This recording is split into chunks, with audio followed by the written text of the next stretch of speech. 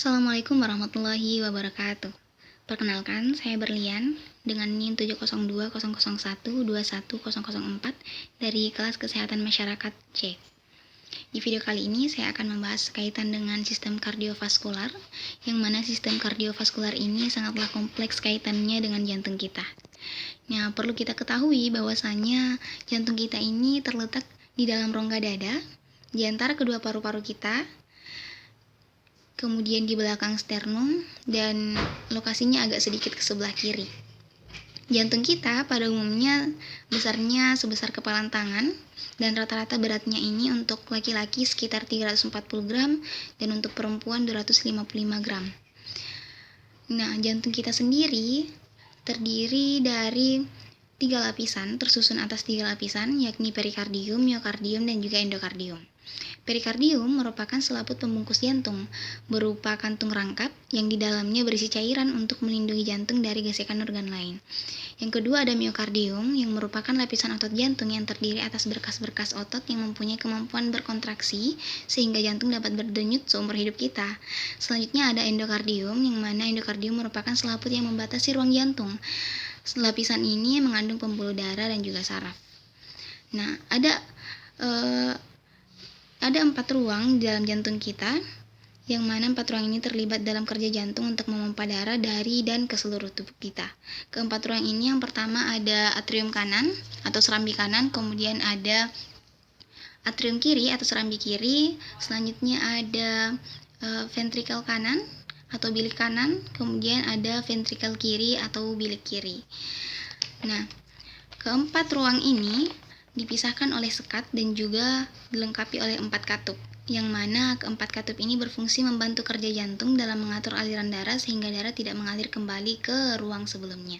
Keempat katup ini yang pertama ada katup trikuspid, kemudian ada katup mitral, kemudian ada katup aorta, selanjutnya ada katup pulmonik atau katup pulmonal. Jadi, katup trikuspid ini merupakan katup yang letaknya antara serambi kanan dan juga bilik kanan. Selanjutnya ada katup mitral. Nah, katup mitral ini terletak di antara serambi kiri dan juga bilik kiri jantung kita. Selanjutnya ada katup aorta. Katup aorta ini terletak antara jantung dan juga pembuluh darah besar menuju ke seluruh tubuh. Selanjutnya ada katup pulmonal atau katup pulmonik, yang letaknya antara jantung dan pembuluh darah ke paru-paru.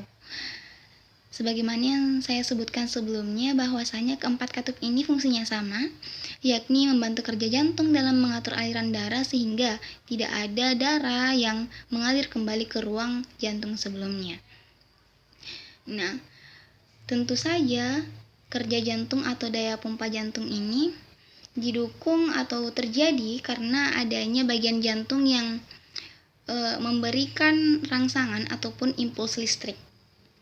Nah, ada satu bagian daripada jantung kita yang menjadi penyebab jantung kita dapat berdenyut, yakni node sinus. Nah, node sinus ini, dalam node sinus terjadi yang namanya reaksi kimia rumit sehingga jantung kita dapat berdenyut. Karena adanya reaksi kimia rumit ini, maka terbentuk yang namanya impuls listrik. Nah, kita bisa lihat di video ini bagaimana jantung kita memompa atau berdenyut. Yang mana karena semua jaringan otot yang ada di jantung kita ini terhubung satu sama lain, maka impuls listrik yang tadinya bersumber dari node sinus ini akan mengenai semua bagian jantung. Untuk itulah jantung kita bisa berdenyut atau memompa darah. Nah, jantung kita dapat memompa setidaknya 72 kali per menit sepanjang hidup kita. Nah, karena kegiatan memompa ini setidaknya dalam sehari jantung kita bisa memompa sebanyak 7.500 liter darah. Yang mana darah ini mengalir di dalam 60.000 mil atau 97.000 kilometer pembuluh darah di dalam tubuh kita. Masya Allah, panjang sekali. Nah, frekuensi daya pompa ini tentunya dalam keadaan normal ya. Tadi 72 kali per menit.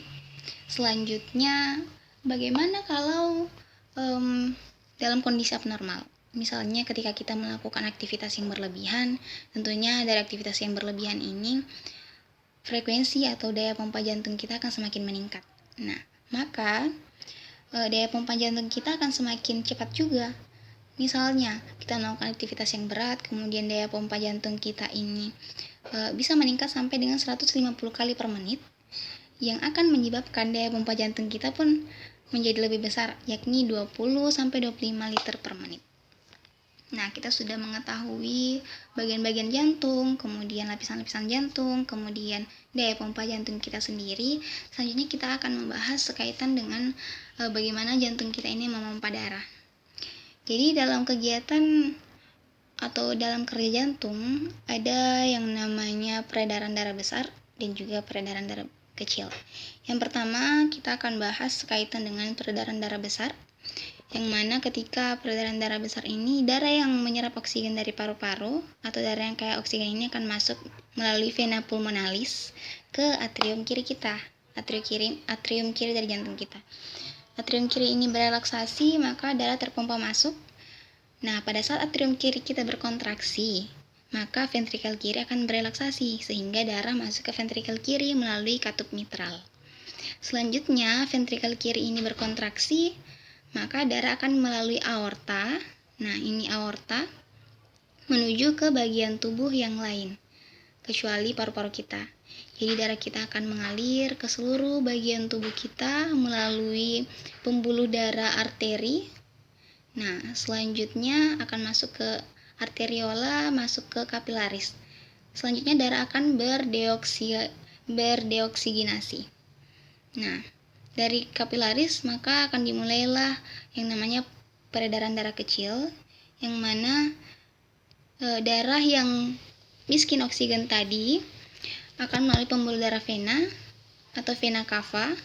Selanjutnya darah dari seluruh tubuh ini masuk ke atrium kanan dari jantung kita melalui vena cava tadi. Darah masuk ke ventrikel kanan melalui katup trikuspid.